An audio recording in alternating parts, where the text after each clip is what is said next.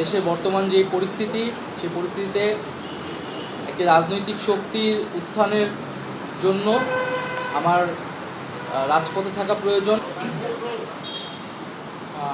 আজ দুপুর 1টার সময় আমাদের প্রধান উপদেষ্টা কার্যালয় যমুনাতে আমাদের উপদেষ্টা পরিষদের একটা অনানুষ্ঠানিক বৈঠক ছিল এবং এই বৈঠকে আমি আমার একটা ব্যক্তিগত বিষয়ে আলোচনা করেছি এবং আলোচনা সাপেক্ষে আমি প্রধান উপদেষ্টা বরাবর আমার পদত্যাগপত্র জমা দিয়েছি।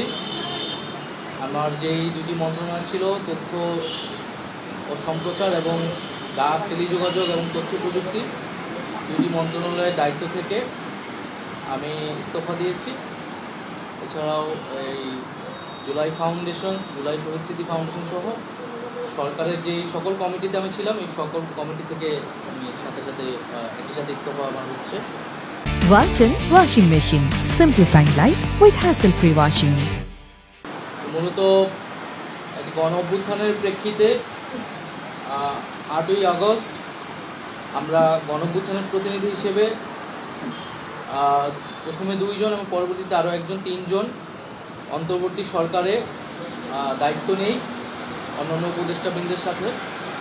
তখন দেশের জাতীয় নিরাপত্তা এবং গণ অভ্যুত্থানের আকাঙ্ক্ষা বাস্তবায়নের লক্ষ্যে আমাদের সেই সময় দায়িত্ব গ্রহণ করাটা আমাদের কাছে মনে হয়েছিল যৌক্তিক। গত 6.5 মাসের প্রেক্ষিতে সরকার কাজ করছে, হয়তো আমরা আশানুরূপ ফলাফল এখনও পাইনি, কিন্তু আমার কাছে মনে হয়েছে যে সরকারের একটা স্ট্যাবিলিটিতে সরকার এসেছে এবং ব্যক্তিগতভাবে সরকারের বাইরে যে দেশের বর্তমান যে পরিস্থিতি, সেই পরিস্থিতিতে একটি রাজনৈতিক শক্তির উত্থানের জন্য আমার রাজপথে থাকা প্রয়োজন, ছাত্র জনতার কাতারে থাকা প্রয়োজন এবং আমরা যে গণতান্ত্রিক পরিবর্তনের আকাঙ্ক্ষা করি, সেই আকাঙ্ক্ষার জন্য এবং আমার যে গণ অভ্যুত্থানে যে ছাত্র জনতা অংশগ্রহণ করেছে, সেই শক্তিকে সংহত করতে আমি মনে করেছি যে আমার সরকারের থেকে আমার সরকারের বাইরে রাজপথে আমার ভূমিকা বেশি হবে এবং আমার বাইরে যারা আমাদের সহযোদ্ধা রয়েছেন তারাও চান এবং সেই প্রেক্ষিতে আমি মূলত আজকে পদত্যাগপত্র জমা দিয়েছি।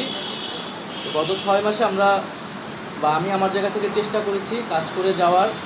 2টি মন্ত্রণালয়ের বাইরেও অনেক অতিরিক্ত দায়িত্ব আমাদের পালন করতে হয়েছে। আমরা চেষ্টা করেছি এবং মন্ত্রণালয়গুলোতেও আমরা কিছু কাজ করেছি, সেই কাজের ফলাফল হয়তো সামনে জনগণ পাবে।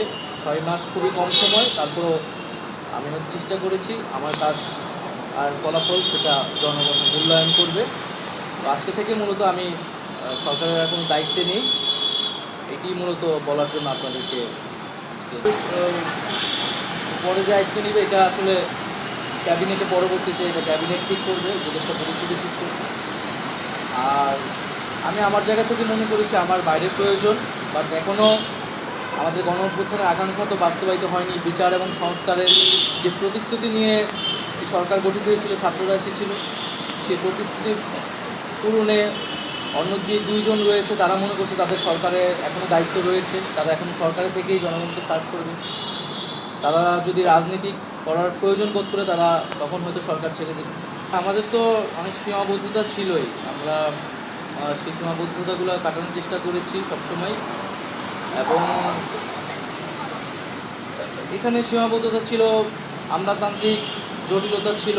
আমরা এসে এই ব্যুরোক্রেসিকে যেভাবে পেয়েছি, এখানে পুলিশ যে তার আত্মবিশ্বাসের ঘাটতি হয়েছে আন্দোলনের পরে এবং একই সাথে এখানে এই জুলাই গণহত্যাকারীদের, জুলাইয়ের যারা গণহত্যাকারী তাদেরকে গ্রেফতারের বিষয়টা, বিচারের বিষয়টা, সেই বিষয়ে আমাদের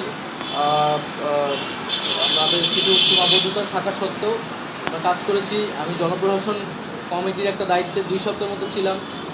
2 সপ্তাহের মিটিংয়ে আমরা সিদ্ধান্ত নিয়েছি যে যারা 18 সালের ডিসি ছিল এবং দুর্নীতির সাথে জড়িত ছিল তাদেরকে সরানোর ব্যবস্থা, এরকম কিছু উদ্যোগ আমরা নিয়েছি এবং আমি আশা করব যে অন্তর্বর্তীকালীন সরকার সামনের দিনগুলোতে জনগণের যে আকাঙ্ক্ষা, গণঅভ্যুত্থানের যে আকাঙ্ক্ষা, সেই আকাঙ্ক্ষা বাস্তবায়নে তারা সচেষ্ট হবে এবং দেশের যে আইন শৃঙ্খলা পরিস্থিতি, সেই আইন শৃঙ্খলা পরিস্থিতি এবং দ্রব্যমূল্য নিরসনে